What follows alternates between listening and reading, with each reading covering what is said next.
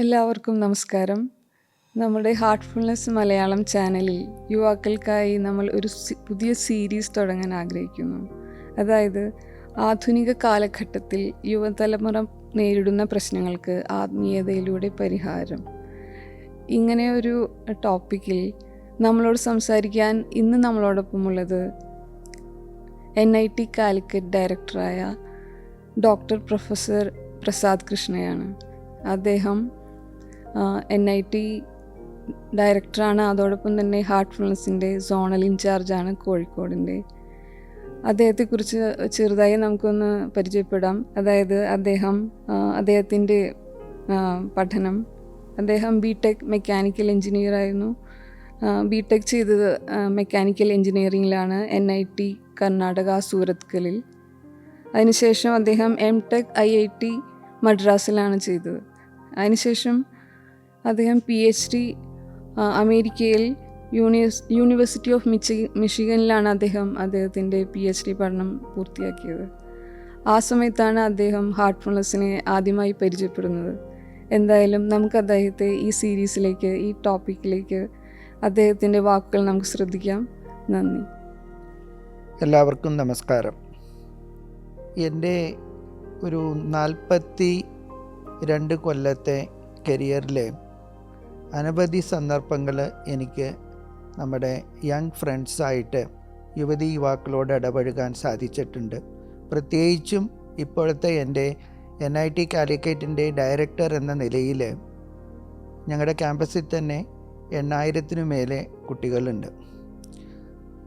ഒരു ടീച്ചർ എന്നതിനേക്കാൾ ഉപരി ഒരു ടീച്ചറിൽ ഒരു ക്ലാസ് റൂമിലുള്ള കുട്ടികളായിട്ടാണ് നമ്മുടെ ഇൻ്ററാക്ഷൻ. ഇപ്പോഴത്തെ എൻ്റെ ഈ ഡയറക്ടർ എന്നുള്ള പദവിയിൽ ധാരാളം കുട്ടികളായിട്ട് ഇടപഴകാൻ, കാരണം ഇതൊരു റെസിഡൻഷ്യൽ ക്യാമ്പസ് ആയതുകൊണ്ട് അവരുടെ ജീവിതത്തിൽ നേരിടുന്ന പല പ്രശ്നങ്ങളും നേരിട്ട് നമുക്ക് മനസ്സിലാക്കാൻ ഒരു അവസരമുണ്ട്. അതിൻ്റെ എല്ലാം ഈ അനുഭവത്തിൻ്റെ വെളിച്ചത്തിലാണ് ഞാൻ ഇന്ന് നമ്മുടെ ഇപ്പോഴത്തെ യങ് ഫ്രണ്ട്സ്, യുവതി യുവാക്കൾ ഏതെല്ലാം പ്രശ്നങ്ങളാണ് അഭിമുഖീകരിക്കുന്നത്, അതിനെ എങ്ങനെയാണ് ഒരു സ്പിരിച്വൽ പ്രാക്ടീസ്, ആധ്യാത്മികത എങ്ങനെ അതിന് നമ്മുടെ ജീവിതത്തിൽ അത് യൂസ്ഫുൾ ആവും എന്നതിനെക്കുറിച്ച് നമുക്കൊന്ന് വിശകലനം ചെയ്യാം. നമ്മളൊന്ന് ആലോചിച്ച് നോക്കൂ, ഇപ്പോഴത്തെ യുവാക്കളെ അല്ലെങ്കിൽ യുവതികളെ അഭിമുഖീകരിക്കുന്ന പ്രശ്നം എന്താണ്? പൊതുവേ ഞാൻ മനസ്സിലാക്കിയത്, ഒന്നുകിൽ അവർക്ക് ഈ റിലേഷൻഷിപ്പ് മാനേജ് ചെയ്യാൻ പറ്റുന്നില്ല. എല്ലാ വിധത്തിലുള്ള ബന്ധങ്ങളും, അത് അച്ഛനമ്മമാരും കുട്ടികളും അധ്യാപകരും കുട്ടികളും അവരുടെ തന്നെ സഹപാഠികളും അല്ലെങ്കിൽ സമൂഹത്തിലെ ആൾക്കാരുമായിട്ടും അങ്ങനെ വിവിധ തരങ്ങളിൽ റിലേഷൻഷിപ്പ് മാനേജ്മെൻറ്റിൽ അവർ ഒരുപാട് പ്രശ്നങ്ങൾ നേരിടുകയാണ്. രണ്ടാമത് അവരോട് ഞാൻ സംസാരിച്ച് ഇപ്പോൾ മനസ്സിലായത്, അതിലുപരി അവർ നേരിടുന്ന ഒരു വലിയ പ്രശ്നമാണ് ഈ കരിയർ ഡെവലപ്മെൻറ്റ്. ഏത് കോഴ്സ് തിരഞ്ഞെടുക്കണം? അതായത് ബോർഡ് എക്സാം കഴിഞ്ഞാൽ തുടങ്ങി അവരുടെ ഈ പ്രശ്നം. സയൻസ് ഗ്രൂപ്പ് എടുക്കണോ, കൊമേഴ്സ് ഗ്രൂപ്പ് എടുക്കണോ, അല്ലെങ്കിൽ ഞാൻ എൻജിനീയറിങ്ങിന് പോകണോ, മെഡിസിന് പോകണോ, അതോ ജേർണലിസത്തിന് പോകണോ, അല്ലെങ്കിൽ അക്കൗണ്ടൻസിക്ക് പോകണോ? ഇങ്ങനെ ഒരുപാട് പ്രശ്നങ്ങൾ 10th കഴിഞ്ഞാൽ തുടങ്ങി.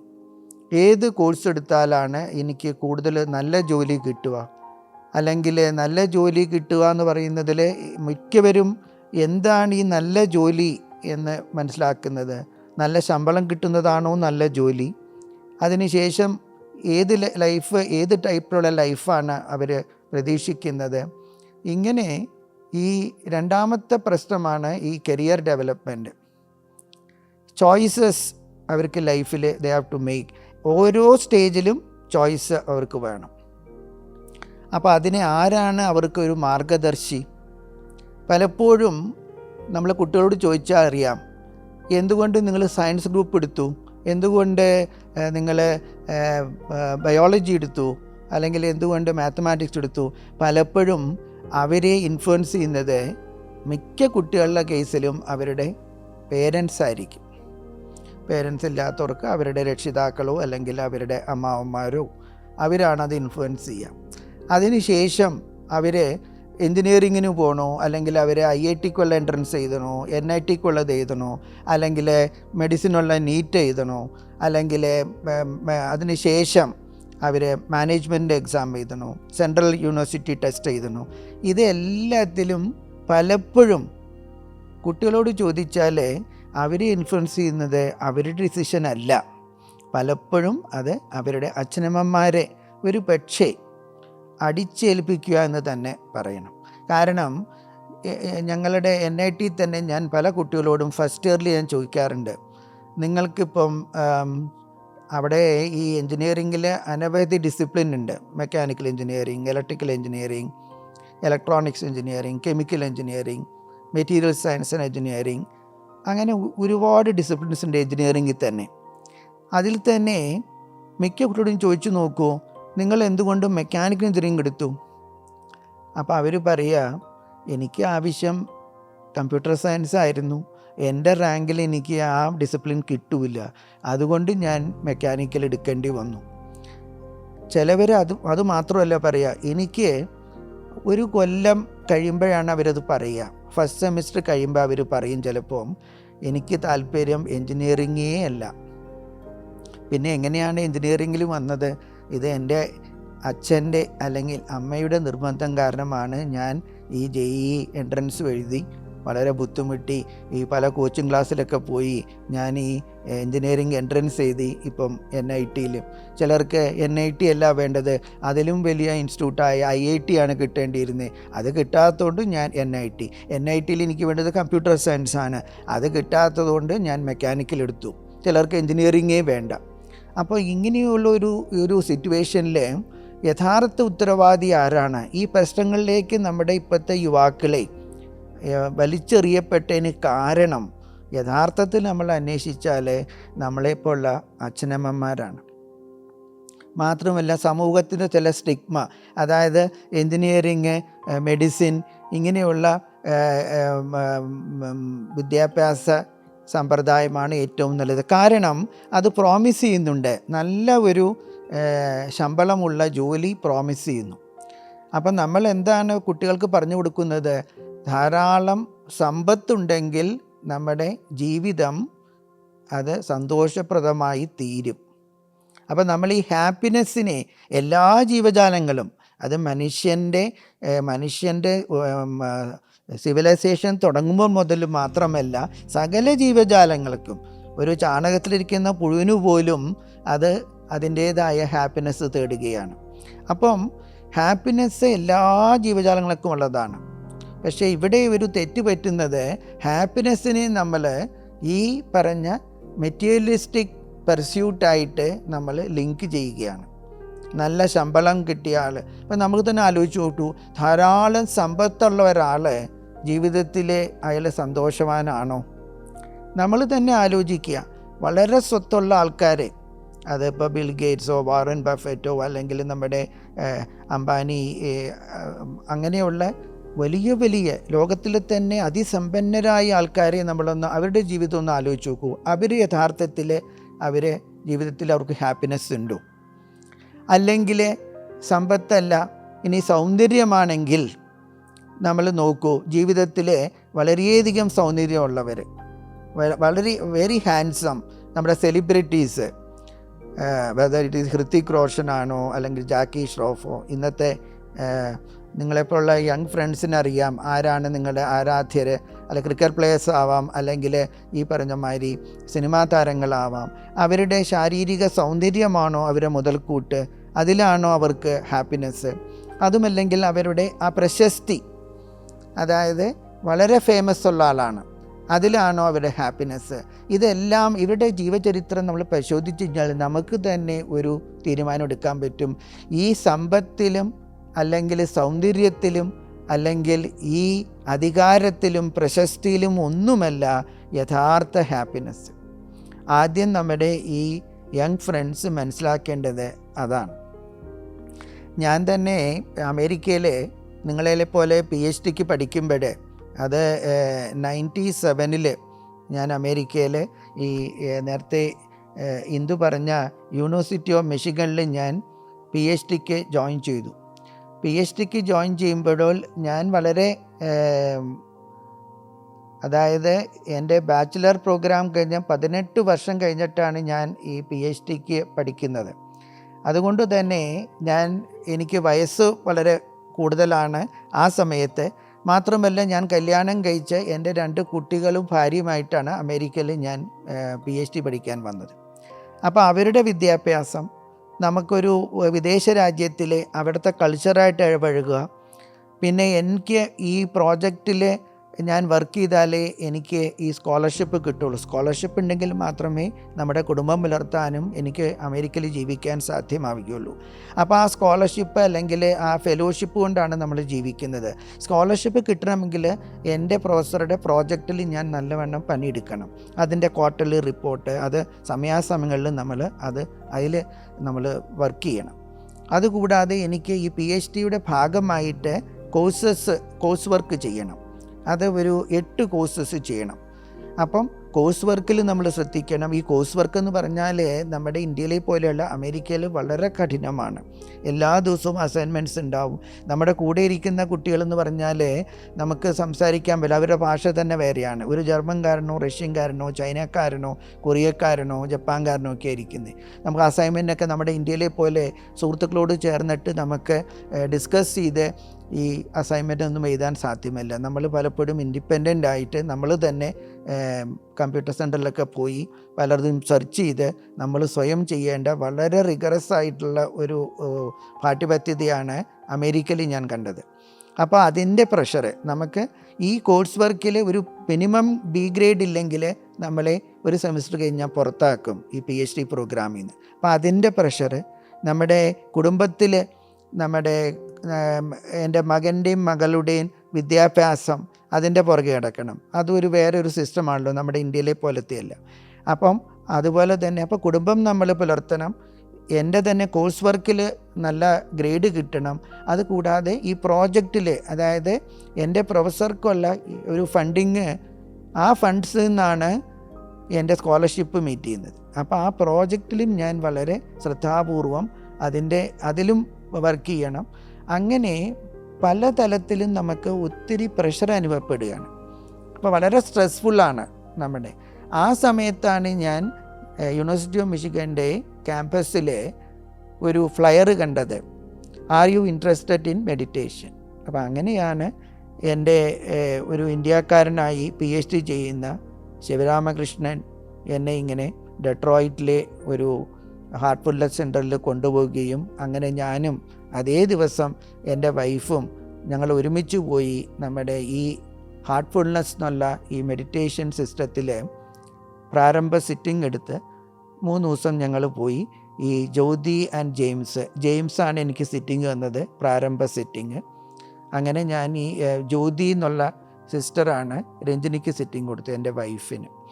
അങ്ങനെ ഞങ്ങൾ 2 പേരും ആദ്യമായിട്ടാണ്, എനിക്ക് അതിനു മുമ്പ് ആത്മീയതയെക്കുറിച്ച് വലിയ വിവരമൊന്നുമില്ല, വല്ല പുസ്തകങ്ങളൊക്കെ വായിച്ച് പിന്നെ ഈ അമ്പലത്തിലൊക്കെ പോയി അതാണ് ആത്മീയത എന്ന് വിചാരിച്ചിരിക്കുന്നു. മാത്രമല്ല എനിക്ക് അതിനെക്കുറിച്ച് എന്താണ് ആത്മീയതയ്ക്ക് എങ്ങനെ നമ്മളുടെ ഇത്തരം പ്രശ്നങ്ങൾക്ക് പരിഹരിക്കാൻ സാധിക്കുമെന്നൊന്നും എനിക്ക് അറിഞ്ഞുകൂടാ. പക്ഷേ ഞാൻ ഈ എക്സാക്റ്റ് ഡേറ്റ് പറഞ്ഞാൽ 98 ഓഗസ്റ്റ് 1-ാം തീയതി ഈ ഫസ്റ്റ് സിറ്റിംഗ് എടുത്തപ്പോൾ തന്നെ എനിക്ക് കിട്ടിയ ഒരു മിറക്കിൾ എന്ന് തന്നെ പറയാം. എൻ്റെ PhDയുടെ സൂപ്പർവൈസർ തന്നെ ചേഞ്ച് ആവുകയാണ്. നേരത്തെ എനിക്ക് വളരെ ഒരു കർക്കശമുള്ള ടഫായിട്ടുള്ള ഒരു സൂപ്പർവൈസറായിരുന്ന ഒരു ചൈനീസ് പ്രൊഫസറായിരുന്നു. അദ്ദേഹത്തിനെ മാറ്റി എനിക്ക് പ്രോജക്റ്റിൽ യാതൊരു പ്രശ്നമില്ലാതെ കണ്ടിന്യൂസ് ആയിട്ട് ഫെലോഷിപ്പ് കിട്ടാൻ പറ്റുന്ന മറ്റൊരു പ്രോജക്റ്റിൽ, അപ്പോൾ എൻ്റെ സൂപ്പർവൈസറും മാറി. വളരെ നല്ല മനുഷ്യനായിരിക്കുന്ന അമേരിക്കക്കാരനായിരിക്കുന്ന ഒരു സൂപ്പർവൈസറും ഈ സിറ്റിംഗ് എടുത്തോടുകൂടി എല്ലാ മാറ്റങ്ങളും സംഭവിക്കുകയാണ്. അതിനുശേഷം ഞാൻ പിന്നീട് ഈ എൻ്റെ ജീവിതചര്യ തന്നെ മാറ്റി. ദിവസവും ഞാൻ യൂണിവേഴ്സിറ്റിക്ക് പോകുന്നതിന് മുമ്പ് കുറച്ച് നേരം ധ്യാനം അഭ്യസിച്ചിട്ട് മാത്രമേ എന്ത് പരിപാടികളും, രാവിലെ എഴുന്നേറ്റാൽ നമ്മുടെ ആദ്യത്തെ നമ്മൾ അത്യാവശ്യം ശുദ്ധി ചെയ്തിട്ട് നമുക്ക് വേണമെങ്കിൽ കുളിക്കാം, അല്ലെങ്കിൽ കൈയും കാലും മുഖവും കഴുകി എന്തെങ്കിലും കുടിക്കണമെങ്കിൽ ചൂടുവെള്ളം എന്തെങ്കിലും കുടിച്ചിട്ട് ആദ്യമായിട്ട് നമ്മൾ ചെയ്യുക. ആ കൊടും ശൈത്യമായിരുന്നു അമേരിക്കയിലെ മിഷിഗണിൽ. എന്നാലും ഞങ്ങൾ രണ്ടുപേരും ഈ ധ്യാനം ചെയ്തിട്ടേ ബാക്കിയുള്ള പരിപാടിയിലേക്ക് പോകുള്ളൂ. പക്ഷേ അത് ചെയ്തുകൊണ്ട് എനിക്കുണ്ടായ അനുഭവം ഞാൻ നിങ്ങൾക്കത് വേണമെന്ന് പറയുകയില്ല. നിങ്ങൾക്കും അനുഭവം വേണമെങ്കിൽ നിങ്ങളത് അഭ്യസിച്ച് സ്വയം മനസ്സിലാക്കിയാൽ മാത്രമേ അത്. അല്ലാതെ ധ്യാനം ഇപ്പോൾ പലയിടത്തും പറയുന്നുണ്ട്, ധ്യാനം ചെയ്താൽ നിങ്ങൾക്ക് ഒരുപാട് ബെനിഫിറ്റ്സ് ഉണ്ട്, അല്ലെങ്കിൽ മെഡിറ്റേഷൻ്റെ എഫക്ട്സിനെ കുറിച്ച് അനവധി പുസ്തകങ്ങളുണ്ട്, പ്രഭാഷണങ്ങളുണ്ട്, യൂട്യൂബ് വീഡിയോസ് ഉണ്ട്. പക്ഷേ അതുകൊണ്ടൊന്നും ആയില്ല. It's A practical system. അപ്പം നമ്മൾ പ്രാക്ടീസ് ചെയ്തിട്ടാണ്, എൻ്റെ സുഹൃത്ത് പല പ്രാവശ്യം പറഞ്ഞെങ്കിലും നമ്മൾ പ്രാക്ടീസ് ചെയ്തിട്ട് എങ്ങനെയാണ് എൻ്റെ പഠനത്തിൽ അല്ലെങ്കിൽ ആ പ്രോജക്റ്റിൽ എനിക്ക് എങ്ങനെ വളരെ എഫിഷ്യൻ്റായിട്ട് വർക്ക് ചെയ്യാൻ പറ്റുന്നു. നമ്മുടെ റിസർച്ചിൽ അതുപോലെ തന്നെ നമ്മൾ പലപ്പോഴും കുറച്ച് നേരം കണ്ണടച്ച് ആ പ്രോബ്ലം നമ്മുടെ ഹാർട്ടിലേക്ക് പോസ് ചെയ്യാണ്. എനിക്ക് ഈ ഒരു മെത്തേഡ് ഉപയോഗിച്ചാൽ എനിക്ക് ഈ റിസർച്ചിൽ ഔട്ട്കം കിട്ടുമോ എന്നുള്ള പ്രശ്നം പല പ്രാവശ്യം നമ്മളിങ്ങനെ ധ്യാനത്തിലിരിക്കുമ്പോൾ ഈ പ്രശ്നം അവതരിപ്പിക്കും. അത് 2-3 ധ്യാനം കഴിയുമ്പോൾ തനിയെ തന്നെ നമുക്ക് ഇന്ന മെത്തേഡ് ഉപയോഗിച്ചാൽ ഇത് ചിലപ്പോൾ വർക്ക് ചെയ്യും. അത് മിക്കവാറും അത് വർക്ക് ചെയ്യാറുണ്ട്. അങ്ങനെ നമ്മളുടെ ഈ പ്രൊഫസറായിട്ടും അല്ലെങ്കിൽ നമ്മുടെ പ്രസൻറ്റേഷൻസ്, ക്വാർട്ടർലി റിവ്യൂസ് എല്ലാത്തിലും പലപ്പോഴും ഞാൻ ഇങ്ങനത്തെ റിവ്യൂ ഒക്കെ വരുമ്പോൾ വളരെ സ്ട്രെസ്ഫുള്ളായിരുന്നു, വളരെ നെർവസാണ്. കാരണം അമേരിക്കയിലെ പ്രഗത്ഭന്മാരുടെ വലിയ വലിയ സയൻറ്റിസ്റ്റുകളുടെ മുമ്പിൽ വേണം ഞാൻ എൻ്റെ ഈ പ്രോജക്റ്റിൻ്റെ ക്വാർട്ടർലി റിവ്യൂ പറയേണ്ടത്. അപ്പോൾ പലപ്പോഴും ഞാൻ വളരെ നെർവസായിരുന്നു. കാരണം നമ്മുടെ ലാംഗ്വേജ് തന്നെ അവർക്ക് അത്ര മനസ്സിലാവില്ല, നമ്മുടെ ആക്സൻ്റ് ഇംഗ്ലീഷിൻ്റെ മനസ്സിലാവില്ല. അപ്പോൾ അത്തരം സന്ദർഭങ്ങളിലെല്ലാം വളരെ നെർവസായിരുന്നു. പക്ഷേ ഈ ഹാർട്ട്ഫുൾനെസ് ധ്യാനത്തിൽ ചേർന്നതിൽ പിന്നെ എന്താണെന്ന് എനിക്കറിഞ്ഞൂടാ, ഒരു ശക്തി നമ്മുടെ ഉള്ളിൽ തന്നെ ഉണ്ട്. ഞാൻ കുറച്ച് നേരം കണ്ണടച്ചിരുന്ന് ഞാൻ ആ ശക്തിയെ നമ്മളിലേക്ക് താതാത്മ്യം പ്രാപിച്ച് പിന്നെ എവിടുന്നോ എനിക്കൊരു പ്രശ്നവുമില്ലാതെ വളരെ സുന്ദരമായിട്ട് എനിക്ക് എൻ്റെ പ്രോജക്റ്റ് റിവ്യൂ അവതരിപ്പിക്കാൻ സാധിച്ചിട്ടുണ്ട്. മാത്രവുമല്ല, മറ്റെല്ലാവരിലും നല്ല ഗ്രേഡിൽ എനിക്ക് കോഴ്സ് വർക്ക് ആയിക്കോട്ടെ, അങ്ങനെ 3 വർഷത്തിൽ തന്നെ എൻ്റെ PhD കംപ്ലീറ്റ് ചെയ്ത് എനിക്ക് തിരിച്ച് ഇന്ത്യയിലേക്ക് NIT തന്നെ തിരിച്ച് ജോയിൻ ചെയ്യാൻ സാധിച്ചിട്ടുണ്ട്. അപ്പം ഇപ്പോഴത്തെ യുവാക്കളെ അല്ലെങ്കിൽ യുവതികൾ അനുഭവിക്കുന്ന 2 പ്രോബ്ലംസ്, ഒന്ന് ഈ റിലേഷൻഷിപ്പ് എങ്ങനെ മാനേജ് ചെയ്യുന്നു. പലപ്പോഴും നമ്മൾ പറയുന്നത് എനിക്ക് ഈ പ്രശ്നത്തിന് കാരണം ആരാണ്, ഞാൻ ഈ കോഴ്സ് എടുക്കാൻ കാരണം എൻ്റെ അമ്മയാണ്, അച്ഛനാണ്, അല്ലെങ്കിൽ എൻ്റെ സുഹൃത്തുക്കൾ പറഞ്ഞിട്ടാണ് ഞാൻ ഈ ഇൻസ്റ്റിറ്റ്യൂഷനിൽ ജോയിൻ ചെയ്ത്. മറ്റുള്ളവരെ നമ്മൾ പഴിചാരുകയാണ്. അതിനുശേഷം നമുക്കൊരു ജോലി കിട്ടി, ആ ജോലിയിൽ നമുക്ക് സംതൃപ്തിയില്ല. അപ്പോഴും നമ്മൾ പറയും, കണ്ടില്ലേ അച്ഛൻ പറഞ്ഞിട്ട് അല്ലെങ്കിൽ അമ്മ പറഞ്ഞിട്ട് ഞാനിത് അപ്ലൈ ചെയ്തത്, അല്ലെങ്കിൽ സുഹൃത്തുക്കൾ കേട്ടു ഞാൻ അപ്ലൈ ചെയ്തു. അപ്പോൾ അവരെ ഒന്നില്ലെങ്കിൽ സുഹൃത്തുക്കളെയും നമ്മൾ പഴിചാരുക, അല്ലെങ്കിൽ അച്ഛനമ്മമാരെയും നമ്മൾ പഴിചാരുക, അല്ലെങ്കിൽ പറയും ഈ അധ്യാപകൻ കാരണമാണ് ഞാൻ ഈ പ്രോഗ്രാം എടുത്തത്, അല്ലെങ്കിൽ നമ്മളൊരു പർട്ടിക്കുലർ കോഴ്സിൽ മോശമായ ഗ്രേഡ് വന്നു, അല്ലെങ്കിൽ നമ്മൾ അതിൽ ഫെയിലായി. നമ്മൾ ആദ്യം എന്താ പറയുക, ഈ ടീച്ചർ ഒന്നിനും കൊള്ളില്ല, ഇയാൾ എടുക്കുന്ന ക്ലാസ് ഒന്നും മനസ്സിലാവില്ല, ഈ ടീച്ചർ കാരണമാണ് എനിക്ക് ഇത്രയും മോശമായിട്ട് ഈ കോഴ്സിൽ ഗ്രേഡ് കിട്ടിയത്, അല്ലെങ്കിൽ ഞാൻ ഫെയിലായത്. അപ്പം നമ്മുടെ പൊതുവേ കാണുന്ന പ്രവണത, നമ്മുടെ പ്രശ്നങ്ങൾ, നമ്മുടെ ഫെയിലേഴ്സിന് എന്തിനും നമ്മൾ ഒന്നുകിൽ നമ്മുടെ അച്ഛനമ്മമാർ, അല്ലെങ്കിൽ അധ്യാപകർ, അല്ലെങ്കിൽ നമ്മുടെ സമൂഹത്തെ പഴിചാരും. അതുപോലെ തന്നെ നമ്മുടെ കരിയർ വരുമ്പോഴും അതേ പ്രശ്നമാണ്. ഇപ്പം നമ്മൾക്ക് എല്ലാവർക്കും അറിയാം, ഞാൻ തന്നെ ഇപ്പോൾ നിൽക്കുന്നത്, ഞാനിപ്പോൾ NITയുടെ ഡയറക്ടറാക്കി നിൽക്കുന്നത് എൻ്റെ 9ാമത്തെ കരിയർ ചോയ്സാണ്. തുടക്കത്തിൽ ഞാൻ പല ഇൻഡസ്ട്രികളിലും റിസർച്ച് സെൻറ്റേഴ്സിലും നാഷണൽ യൂണിവേഴ്സിറ്റി ഓഫ് സിംഗപ്പൂർ ഇങ്ങനെ പല സ്ഥലങ്ങളിൽ വർക്ക് ചെയ്തു. എന്നിട്ട് ഞാൻ വന്നിരിക്കുന്ന 9ാമത്തെ ചോയ്സാണിത്. അപ്പോൾ ഒരു കാര്യം നമ്മുടെ യങ് ഫ്രണ്ട്സ് മനസ്സിലാക്കേണ്ടത്, പലപ്പോഴും നമുക്ക് ഒരു ജോലി കിട്ടിയിട്ട് ആ ജോലിയിൽ തന്നെ റിട്ടയർ ചെയ്യുന്നത് തുടരണമെന്നില്ല. ഇപ്പോഴത്തെ ഒരു പ്രവണത നമ്മൾ കണ്ടുവരുന്നത്, പലവരും ഒരുപാട് ഈ ജോലികൾ ചേഞ്ച് ചെയ്തിട്ടുണ്ട്. ഒരേ ജോലിയിൽ നിന്ന് റിട്ടയർ ചെയ്യുന്നവർ വളരെ റെയറാണ്. അപ്പോൾ അങ്ങനെ ഒരു സിറ്റുവേഷനിൽ എങ്ങനെ നമ്മൾ ഓരോ ജോലിയിലും നല്ല പ്രാവീണ്യം കിട്ടാനായിട്ട് എന്ത് ചെയ്യണം? ഇവിടെ ഞാൻ എനിക്ക് പലപ്പോഴും നമ്മൾ കോട്ട് ചെയ്യാറുള്ള ഒരു സന്ദർഭം വന്നത് 2021 മിസ് യൂണിവേഴ്സായിട്ട് നമ്മുടെ ഇന്ത്യക്കാരിയായ ഹർനാസ് കൗർ സന്ധു എന്ന പഞ്ചാബി ലേഡിയാണ്. ആ മിസ് സന്ധു ഇപ്പം നമ്മൾ മിസ് യൂണിവേഴ്സ് 2021 അതിന് മുമ്പും ഇന്ത്യക്കാർ മിസ് യൂണിവേഴ്സ് ആയിട്ടുണ്ട്. നിങ്ങളൊക്കെ അറിയാം, ലാരാ ദത്തയും സുഷ്മിത സെന്നും ഒക്കെ ഉണ്ട്. എൻ്റെ ഓർമ്മ ശരിയാണ്, 3ാമത്തെ മിസ് യൂണിവേഴ്സാണ് ഈ ഹർനാസ് സന്ധു. അപ്പം ഈ മിസ് യൂണിവേഴ്സിന് വെറും ശാരീരിക സൗന്ദര്യം മാത്രം പോരാ, അത്യാവശ്യം കോമൺ സെൻസും വേണം, കറണ്ട് അഫയേഴ്സൊക്കെ അറിയണം. അപ്പോൾ ജൂറി പല ക്വസ്റ്റ്യൻസും ചോദിക്കും. മിസ് സന്ധുവിനോട് ചോദിച്ച പല ക്വസ്റ്റ്യൻസും ചോദിച്ചു. ഈ പ്രകൃതി ദുരന്തങ്ങളെപ്പറ്റി, പ്രകൃതി കോപങ്ങളെപ്പറ്റി, നമ്മളെങ്ങനെയാണ് പ്രകൃതിയെ സംരക്ഷിക്കുന്നത്, എൻവയോൺമെൻറ്റൽ സസ്റ്റൈനബിലിറ്റി, ഇങ്ങനെ ഒത്തിരി കാര്യങ്ങളൊക്കെ വളരെ നല്ല ഉത്തരം മിസ് സന്ധു പറഞ്ഞു.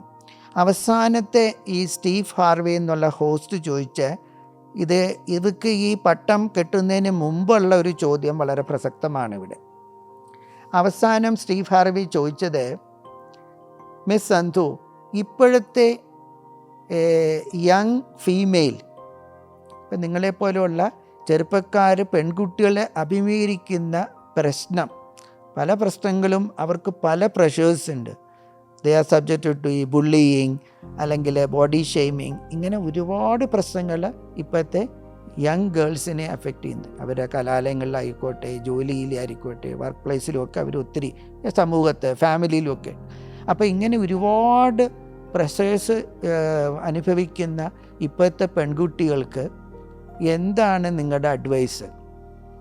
അവർക്ക് എന്ത് ഉപദേശമാണ് നിങ്ങൾ കൊടുക്കാൻ പോകുന്നതെന്ന് ചോദിച്ചു മിസ് സന്ധുവിനോട് ഈ ജൂറി. അപ്പോൾ ഹർനാസ് കൗർ പറഞ്ഞത്, ഇന്നത്തെ അവിടെ അവർ യുവതികൾ മാത്രമൊന്നല്ല പറഞ്ഞ്, ഇന്നത്തെ യൂത്തിൻ്റെ പ്രശ്നം അവനവനിൽ തന്നെ അവർക്ക് വിശ്വാസമില്ല, സ്വന്തം ബിലീഫില്ല.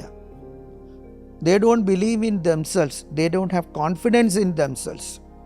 അപ്പം ഏറ്റവും ആവശ്യം വേണ്ടത്, നമ്മുടെ ഏറ്റവും വലിയ പ്രോബ്ലം എന്താണ്? നമ്മൾ മറ്റുള്ളവരായിട്ട് നമ്മളെ കമ്പയർ ചെയ്യുന്നു.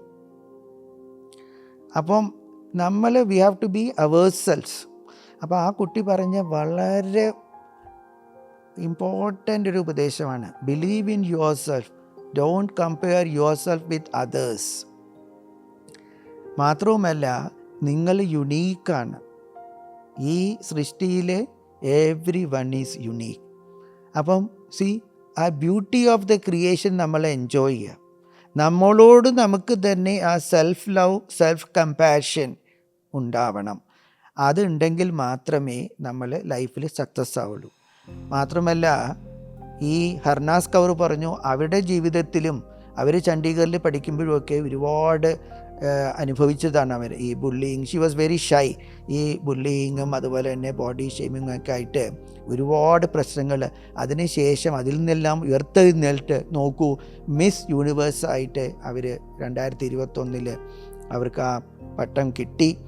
അപ്പോൾ അവരുടെ ആ കോൺഫിഡൻസ് പലപ്പോഴും നമ്മുടെ യങ്സ്റ്റേഴ്സിന് ഇല്ലാത്തത് ഈ സെൽഫ് കോൺഫിഡൻസ്, ആത്മാവിലുള്ള വിശ്വാസം. അപ്പോൾ നമ്മൾ ചോദിക്കും, എങ്ങനെ അത് ഉണ്ടാക്കും, എങ്ങനെ ഈ വിശ്വാസം നമുക്ക് ഉണ്ടാക്കും? അവിടെയാണ് നേരത്തെ ഞാൻ പറഞ്ഞത്, എനിക്ക് പല പല സമ്മർദ്ദങ്ങൾ, അത് എൻ്റെ കുടുംബത്തിലായിക്കോട്ടെ, അല്ലെങ്കിൽ എൻ്റെ PhD വർക്കിലായിക്കോട്ടെ, പ്രോജക്റ്റിൻ്റെ ഔട്ട്കം ആയിക്കോട്ടെ, അതിലെല്ലാം നമ്മളെ സഹായിച്ചത് നമ്മുടെ ഈ ആധ്യാത്മികത പരിശീലനമാണ്. പലപ്പോഴും നമ്മൾ മനസ്സിലാക്കുന്നത്, ഇപ്പോഴത്തെ യുവാക്കളോട് ചോദിച്ചാൽ അവർ പറയണത്, എന്തിനാണിപ്പോൾ ഈ ആധ്യാത്മിക എന്നൊക്കെ പറഞ്ഞു നടക്കുന്നത്, അതെല്ലാം വയസ്സന്മാർക്കുള്ളതല്ലേ, നമ്മളെപ്പോഴുള്ള ചെറുപ്പക്കാർ അത് നോക്കാം, ഞാൻ വയസ്സാകുമ്പോൾ ഞാൻ വേണമെങ്കിൽ ഈ ധ്യാനം എന്നൊക്കെ കേൾക്കുമ്പോൾ അങ്ങനെയാണ് ആളുകൾക്ക് തോന്നുക. പക്ഷേ ഒന്ന് മനസ്സിലാക്കണം, ഈ ധ്യാനം അതിന് പല കാരണങ്ങളുണ്ട്. അതിൻ്റെ അർത്ഥം ഓക്സ്ഫോർഡ് ഡിക്ഷണറിയിലെ മെഡിറ്റേഷൻ എന്ന് പറഞ്ഞാൽ തന്നെ അതിൻ്റെ മീനിങ് കൊടുത്തിരിക്കുന്നത് നമ്മുടെ ഇന്ത്യൻ പാരമ്പര്യം അനുസരിച്ച് തെറ്റാണ്. കാരണം വാട്ട് ഈസ് മെഡിറ്റേഷൻ എന്നുള്ളതിനെ ഓക്സ്ഫോർഡ് ഡിക്ഷണറിയൊക്കെ പറയുന്നത് thinking continuously focusing on one object, one point, thinking continuously on one point or on N object. പക്ഷേ ഇവിടെ യഥാർത്ഥത്തിൽ ആലോചിച്ച് നോക്കൂ, ധ്യാനം എന്നുള്ളത് സംസ്കൃത പദം നമ്മൾ അത് വിഘടിപ്പിച്ച് നോക്കിയാൽ നമുക്ക് സന്ധി സമാസം നമ്മൾ പഠിച്ചിട്ടില്ലേ, നമ്മുടെ മലയാളത്തിലുണ്ടത്. അങ്ങനെ അതിനെ പിരിച്ചാൽ ധീ ആൻഡ് യാനം, ഇങ്ങനെ രണ്ട് പദം ചേർന്ന ധ്യാനം എന്നുള്ള പദം. അപ്പോൾ അതിൽ ധീ എന്ന് പറയുന്നത് നമ്മൾ ചിലർക്ക് കേട്ടിട്ടുണ്ടാവും, നിങ്ങളെല്ലാം ഗായത്രി മന്ത്രത്തിലെ ധീമഹി ധിനോയോന പ്രചോദയാ, ആ ധീ. യാനം എന്ന് പറഞ്ഞാൽ എന്താണ്? അപ്പോൾ ധീ എന്ന് പറഞ്ഞാൽ എന്താണ് അതിൻ്റെ അർത്ഥം? നിങ്ങൾക്ക് തന്നെ ഗൂഗിളിട്ടാൽ പറയൂ അതിൻ്റെ അർത്ഥം. ധീ മീൻസ് ദ അൾട്ടിമേറ്റ് വിസ്ഡം. ഈ സാധാരണ നമ്മളെ ഇൻ്റലക്ച്വൽ ഇതല്ല, ദ അൾട്ടിമേറ്റ് വിസ്ഡം. യാനം എന്ന് പറഞ്ഞാൽ വെഹിക്കിൾ. അപ്പം നമ്മളെ ട്രാൻസ്പോർട്ട് ചെയ്യാനായിട്ട് അൾട്ടിമേറ്റ് വിസ്ഡത്തിലേക്ക് നമ്മളെ ട്രാൻസ്പോർട്ട് ചെയ്യാൻ പറ്റുന്ന വാഹനമാണ് ഈ ധ്യാനം. നോക്കൂ, എത്ര മഹത്തായ പദവും എത്ര മഹത്തായ അർത്ഥം ആ പദത്തിൽ അടങ്ങിയിരിക്കുന്നു. അതൊരിക്കലും ഈ ഇംഗ്ലീഷ് ട്രാൻസ്ലേഷനിൽ ഉൾക്കൊള്ളാൻ സാധിച്ചിട്ടില്ല. അപ്പോൾ എന്താണത്? ഈ ചിന്തകൾക്കും അതീതമായിട്ട്, ചിന്തകൾക്കും വികാരങ്ങൾക്കും അനുഭവങ്ങൾക്കും എല്ലാം അതീതമായി ആ അൾട്ടിമേറ്റ് വിസ്ഡം, അതിലേക്കെത്താൻ നമ്മളെ സഹായിക്കുന്ന ആത്മീയതയുടെ ഒരു ഇമ്പോർട്ടൻ്റ് എലിമെൻ്റാണ് ഈ ധ്യാനം. അങ്ങനെ നമ്മൾ മനസ്സിലാക്കിയാൽ അതിൽ ഈ ധ്യാനം ചെയ്യാനായിട്ട് ആർക്കും താല്പര്യമുള്ള, കുറച്ച് സമയം ചെലവഴിക്കാൻ സാധിക്കുന്ന, കുറച്ചൊരു ഇൻട്രസ്റ്റ് മാത്രമുണ്ടെങ്കിൽ ആർക്കും അത് സാധിക്കും. ഈ ഹാർട്ട്ഫുൾനെസ്സിൻ്റെ ധ്യാന പദ്ധതി എല്ലാവർക്കും, അതായത് 15 വയസ്സിന് മുകളിലുള്ള, 15 വയസ്സും അതിന് മുകളിലുമുള്ള എല്ലാ ജനങ്ങൾക്കും, ജാതി മത വർണ്ണ വർഗ ദേശഭാഷ ലിംഗഭേദമേന്യേ, ഇന്ന് ഈ Heartfulness meditation, Heartfulness spiritual practice ലോകത്ത് 160 രാജ്യങ്ങളിൽ എല്ലാ ജനങ്ങളും, ലക്ഷോപലക്ഷം ജനങ്ങൾ അഭ്യസിക്കുകയാണ്. അവരുടെ ജീവിതചര്യയുടെ ഭാഗമായിട്ട് അവർ തുടരുകയാണ്. അവരെന്തിനാണ്? പ്രത്യേകിച്ച് നമ്മൾക്കറിയാം, വളരെ വികസിത രാജ്യങ്ങളിൽ അവർ ഈ ധ്യാന പദ്ധതി ഉൾക്കൊള്ളണമെങ്കിൽ ഒരുപാട് സംശയങ്ങളും എന്ത് കാര്യവും കൂലങ്കുഷമായിട്ട് തലനീരാഴ ആക്കിയിട്ട് അവർ വളരെ സ്ട്രിക്റ്റായിട്ട് അനലൈസ് ചെയ്ത് അത് സയൻറ്റിഫിക് ആണോ, ഇങ്ങനെ ഒരുപാട് വിശകലനം ചെയ്തിട്ടാണ് അവർ ഈ ഹാർട്ട്ഫുൾനെസ് മെഡിറ്റേഷൻ അവരുടെ ലൈഫ് സ്റ്റൈലിൻ്റെ ഭാഗമാക്കിയിരിക്കുന്നത്. അപ്പോൾ അത്രത്തോളം ഇത് സയൻറ്റിഫിക് ആയതുകൊണ്ട് മാത്രമാണ് ഇത്രയും എഡ്യൂക്കേറ്റഡ് ആയിട്ടുള്ള സയൻറ്റിസ്റ്റുകളും വലിയ മഹാന്മാരും എല്ലാം ഈ വിദേശ രാജ്യങ്ങളും വികസിത രാജ്യങ്ങളിൽ ഇത് കൊണ്ട് നടക്കുന്നത്. ഇന്ത്യയിൽ ഇത് പറയേണ്ട ആവശ്യമില്ല. ധ്യാനം എന്നുള്ളത് വളരെ മനുഷ്യ സംസ്കാരം ഉള്ളപ്പോൾ മുതലുള്ള ഒരു സിസ്റ്റമാണ് ഈ ധ്യാനം. പക്ഷേ എന്തുകൊണ്ടോ നമ്മൾ ഇതിനെ ഒരു പർട്ടിക്കുലർ, ഒരു പക്ഷേ ഇത് മതവുമായിട്ട് കൂട്ടിക്കുഴച്ച് ചില മതവിഭാഗങ്ങൾക്ക്, ചില ആൾക്കാർക്ക് മാത്രമായി, അല്ലെങ്കിൽ ചില സന്യാസി മഠങ്ങളിൽ മാത്രമായിട്ട് അതിനെ ഒതുക്കി. അപ്പം ഇപ്പം നമുക്ക് യുവാക്കൾക്ക് നമുക്ക് പറയാൻ പറ്റുന്നത്, നിങ്ങൾക്ക് വേണ്ടത് വിസ്ഡമാണ്.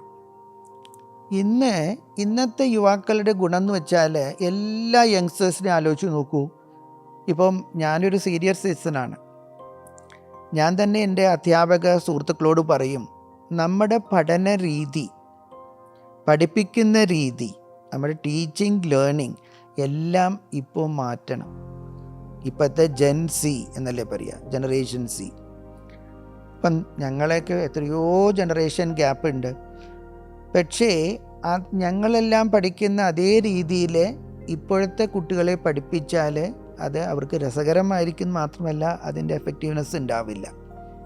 അവർ അറ്റൻഷൻ ഡെഫിഷ്യൻസിന് വലിയ ഇഷ്യൂ ആണ് ഇപ്പോഴത്തെ കാലത്ത്.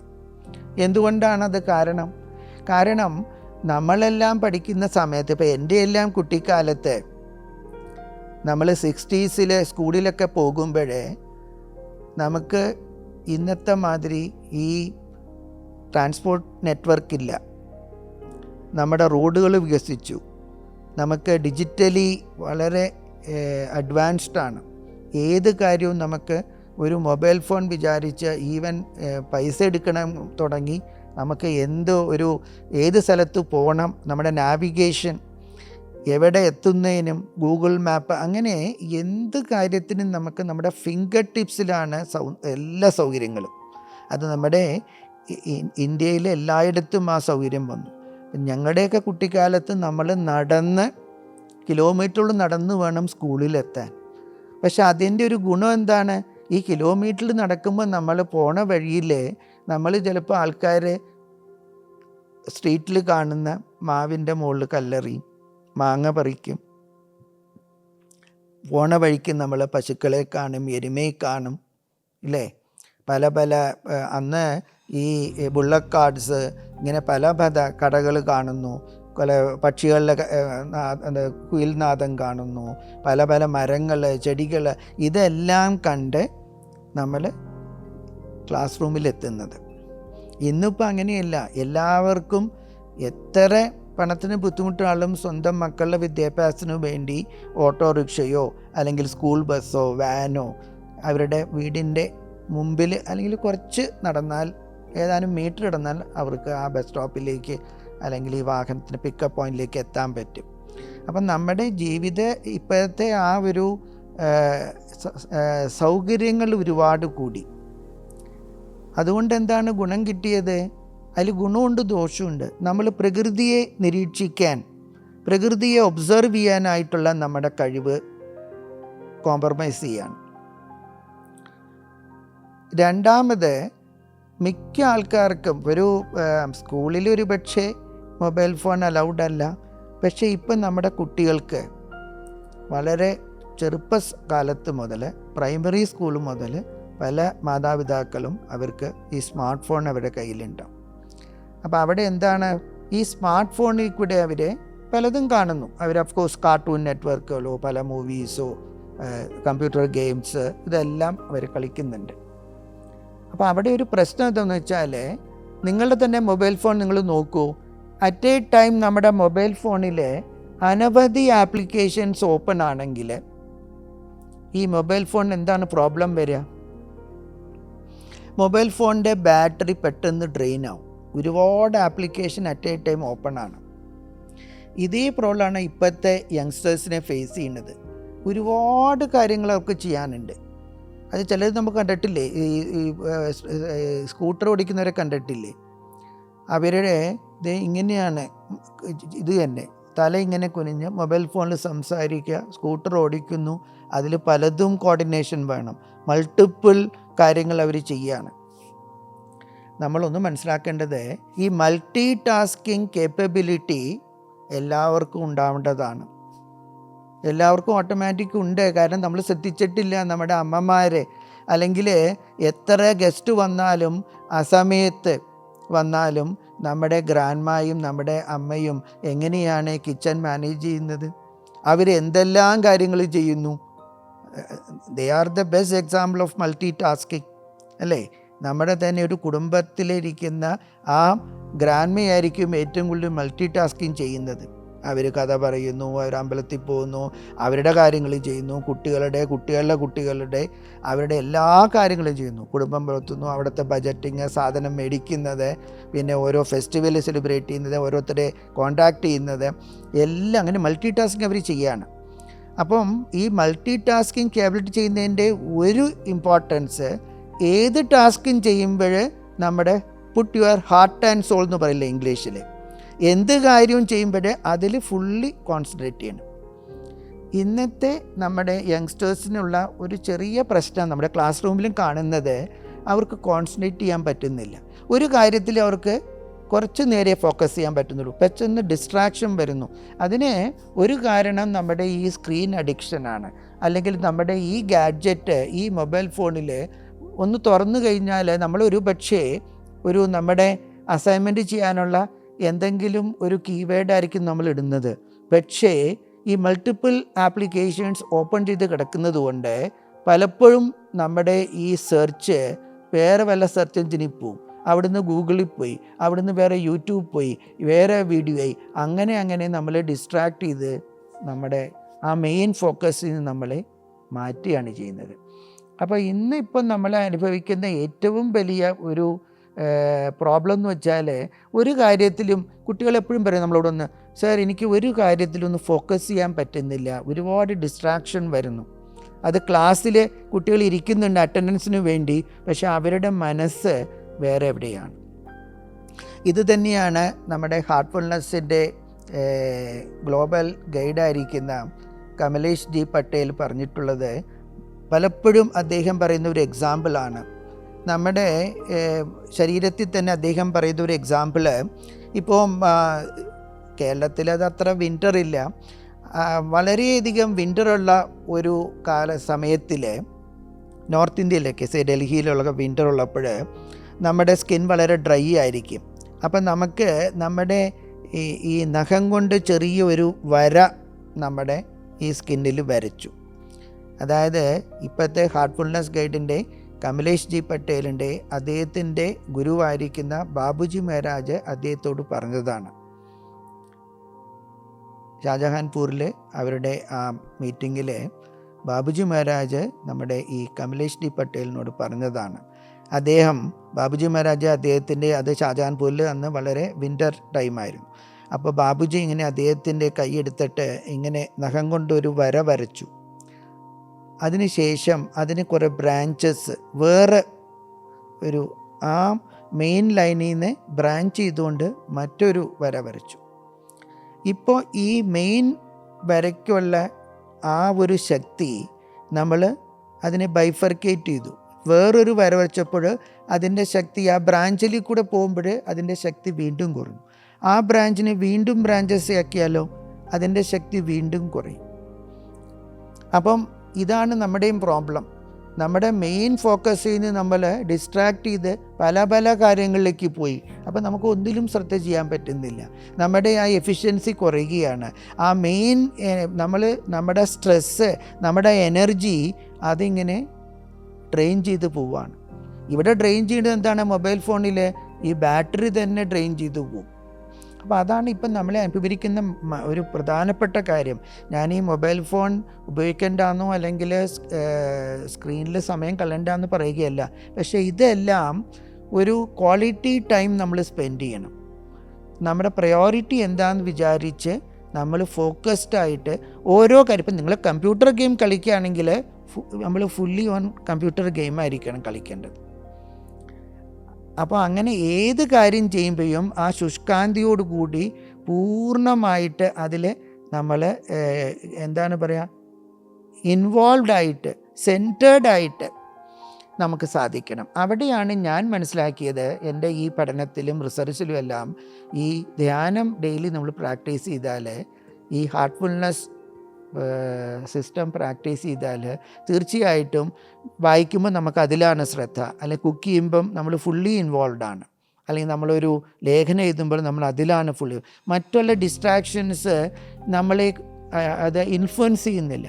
പല ശബ്ദങ്ങളും നമ്മൾ കേൾക്കും, ടി വിയുടെ ശബ്ദം, ടെലിഫോണിൻ്റെ ശബ്ദം, പക്ഷേ നമ്മൾ ഫോക്കസ്ഡ് ഓൺ ദാറ്റ് ജോബാണ്.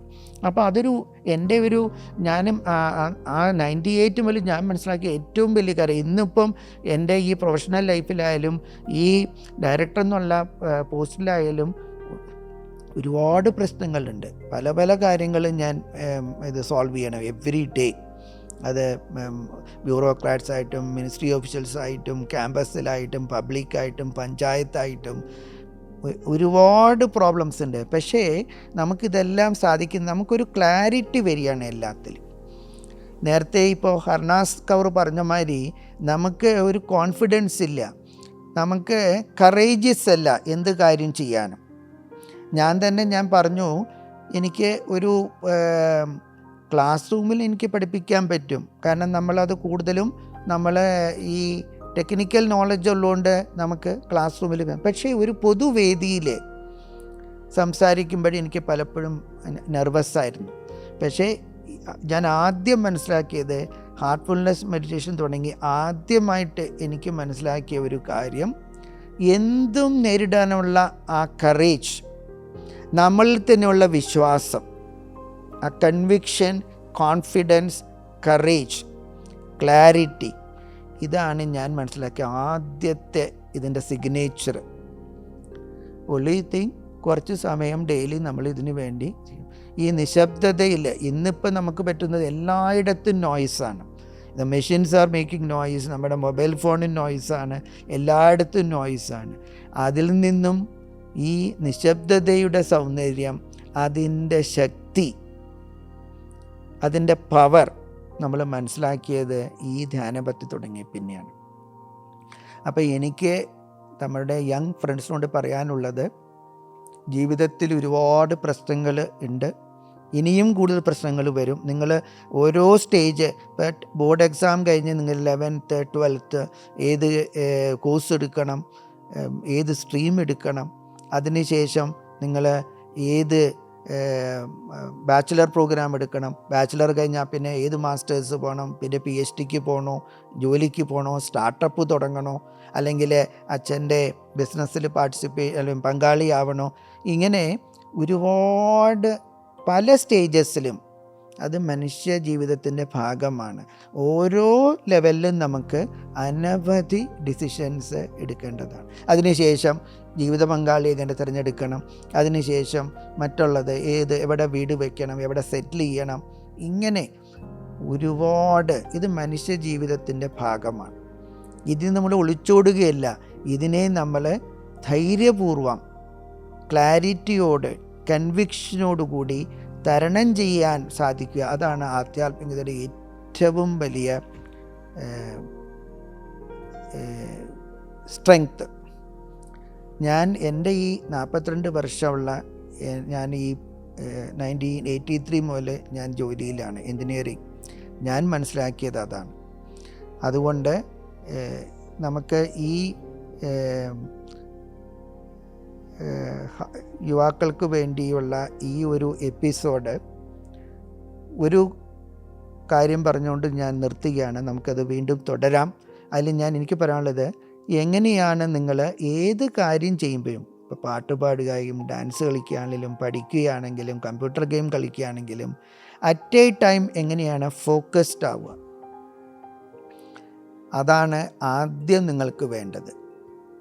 അതായത് നമ്മുടെ സ്വാമി വിവേകാനന്ദൻ പറഞ്ഞ ഒരു കോട്ട് ഞാൻ ഓർക്കുകയാണ്, expansion is life, contraction is depth.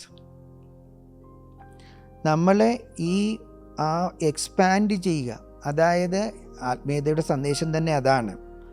നമ്മളുടെ ആ വിശാല മനസ്കത, നമ്മുടെ ഹാർട്ട് എല്ലാത്തിനെയും ഉൾക്കൊണ്ട് ഈ പ്രപഞ്ചത്തിലുള്ള സകല വൈവിധ്യത്തെയും നമ്മൾ ബഹുമാനിച്ചുകൊണ്ട് ആ enjoy the diversity of creation, അതിലേക്ക് നമ്മൾ ഹാർമോണിയസ് ആയിട്ടൊരു റിലേഷൻഷിപ്പ് ഉണ്ടാക്കി അതിനോട് താതാത്മ്യം പ്രാപിച്ച് അങ്ങനെ ഒരു ജീവിതശൈലി കിട്ടിയാൽ നമുക്ക് ഈ പ്രശ്നമില്ല. ആരെയും കുറ്റം പറയുന്നില്ല. എനിക്ക് ഈ പ്രശ്നം വരാൻ കാരണം മറ്റവരാണ്. നമ്മൾ തന്നെ നമ്മുടെ ജീവിതത്തിൻ്റെ ഡെസ്റ്റിനി കെട്ടിപ്പടുക്കുന്നു. ആ ഒരു ഇതിന് ആദ്യം വേണ്ടതാണ് നമ്മൾ എന്ത് കാര്യത്തിലും ഫോക്കസ് ആവുക. അപ്പോൾ അതിന് ആളുകൾ പറയും, ഒരുപാട് പുസ്തകങ്ങളുണ്ട്, എനിക്ക് ഹൗ ടു ഗെറ്റ് കോൺസെൻട്രേഷൻ, വല്ല ഓബ്ജക്റ്റിൽ ഫോക്കസ് ചെയ്യുക, അല്ലെങ്കിൽ കാൻഡിൽ ലൈറ്റ് ഓർ ദീപം, അല്ലെങ്കിൽ ഒരു particular point between the eyebrows. പല ടെക്നിക്കുകൾ പറയുന്നുണ്ട്, സയൻറ്റിഫിക് ടെക്നിക്സ്, നോൺ സയൻറ്റിഫിക് ടെക്നിക്സുകൾ പലതും ഇപ്പം നമ്മുടെ ഗൂഗിളിലായാലും നിങ്ങൾക്കറിയാം, പലരും ഉണ്ട്. പക്ഷേ ഈ പുസ്തകം വായിച്ചത് കൊണ്ടോ അല്ലെങ്കിൽ ഒരു ഓബ്ജക്റ്റിൽ കോൺസെൻട്രേറ്റ് ചെയ്യുമ്പോൾ നമുക്ക് കോൺസെൻട്രേഷൻ നമുക്ക് ഫോഴ്സ്ഫുള്ളായിട്ട് ഉണ്ടാക്കാൻ സാധ്യമല്ല. ഹാർട്ട്ഫുൾനെസ് സിസ്റ്റത്തിൽ വളരെ വ്യക്തമായി പറയുന്നുണ്ട്, കോൺസെൻട്രേഷൻ വരുന്നത് it's A consequence of meditation, it's an after effect of meditation. ഒരാൾ വളരെ ഈ ഹാർട്ട്ഫുൾനെസ് സമ്പ്രദായത്തിൽ പറഞ്ഞ പ്രകാരം കുറച്ച് സമയം കണ്ണടച്ചിരുന്ന് ഈ ധ്യാനം പരിശീലിച്ചാൽ നിങ്ങൾക്ക് ഓട്ടോമാറ്റിക്കായിട്ട് അതിൻ്റെ പരിണിത ഫലമായിട്ട് കോൺസെൻട്രേഷൻ വരും. എന്ത് കാര്യത്തിലും നിങ്ങൾക്ക് ആ ഫോക്കസ്ഡ് ഉണ്ടാവും. എന്ത് കാര്യം ചെയ്യുകയാണെങ്കിലും, നിങ്ങളൊരു ഗിറ്റാറിസ്റ്റ് ആണെങ്കിൽ ഭംഗിയായിട്ട് ഗിറ്റാർ വായിക്കാൻ പറ്റും, കുക്ക് ചെയ്യുകയാണെങ്കിൽ പെർഫെക്റ്റ് ആയിട്ട് കുക്ക് ചെയ്യും. അതുകൊണ്ടാണ് ഈ യോഗാ സമ്പ്രദായത്തിനെ പറ്റി തന്നെ നമ്മുടെ ലോർഡ് കൃഷ്ണ പറഞ്ഞിരിക്കുന്ന ഭഗവത്ഗീതയിൽ യോഗ കർമ്മസ് കൗശലം. അതായത് യോഗ പ്രാക്ടീസ് ചെയ്യുന്ന ആൾക്കാർ ജീവിതത്തിൻ്റെ എല്ലാ മേഖലകളിലും ആ കൗശലം, ആ പ്രാവീണ്യം, അതിൻ്റെ പെർഫെക്ഷനിലേക്ക് എത്തിച്ചേരും എന്നാണ്. IIT ഖരഗ്പൂരിൻ്റെ ആപ്തവാക്യം അതാണ്. ഒരു പക്ഷേ നിങ്ങൾ നോക്കിക്കണം, IIT ഖരഗ്പൂരിലെ ഇപ്പം ഞങ്ങളുടെ NIT തമസോമ ജ്യോതിർഗമയ എന്നാണ്, ഇരുട്ടുമാറി പ്രകാശത്തിലേക്ക് നയിക്കട്ടെ എന്ന്. അത് ഉപനിഷത്ത് വചനം. അതുപോലെ IIT ഖരഗ്പൂരിൽ തന്നെ അവരുടെ ഇൻസ്റ്റിറ്റ്യൂട്ടിൻ്റെ സിമ്പിളൊന്നും വായിച്ചു നോക്കൂ, അതിലെഴുതിയിട്ടുണ്ട് യോഗ കർമ്മസു കൗശലം. അപ്പോൾ ഇനി എങ്ങനെയാണ് നമുക്ക് ഈ ഫോക്കസ് ചെയ്യുന്ന, പിന്നെ നമുക്ക് എങ്ങനെ കറേജ് ഉണ്ടാക്കാം, എങ്ങനെ ഈ ക്ലാരിറ്റി ഉണ്ടാക്കാം, അതിനെപ്പറ്റിയെല്ലാം നമുക്ക് അടുത്ത എപ്പിസോഡിൽ ചർച്ച ചെയ്യാം. ഇത്രയും നേരം വളരെ ക്ഷമയോടുകൂടി കേട്ട എൻ്റെ എല്ലാ യങ് ഫ്രണ്ട്സിനും എല്ലാ ശ്രോതാക്കൾക്കും പ്രത്യേകം നന്ദി, നമസ്കാരം.